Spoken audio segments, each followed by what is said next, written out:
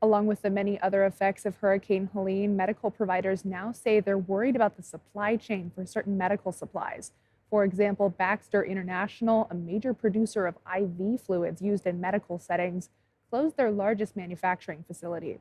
The company says its facility in North Cove, North Carolina, suffered in the storms, forcing it to stop production due to limited road access and flooding inside the building. Baxter supplies roughly 60% of crucial medical supplies domestically, such as saline, dextrose, and peritoneal dialysis fluid.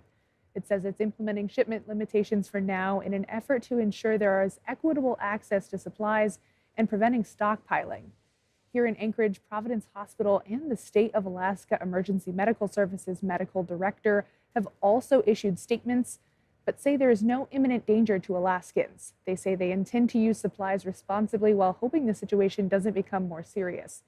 Dr. Robert Lawrence, Alaska's chief medical officer, says that on the federal and state levels, medical professionals are being mindful of possible shortages down the line, but patients in Alaska don't need to be concerned right now.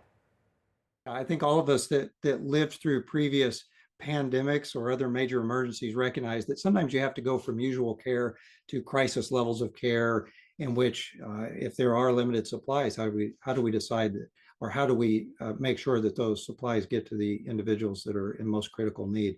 We are not in that situation with the IV fluids. There's plenty, like I said, plenty of IV fluid in the state to cover our current needs.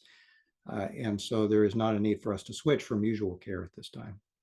As recovery efforts continue in the areas affected by Hurricane Helene, we'll keep you updated if shortages continue to be a cause for concern. Olivia Nordyke, Alaska's news source.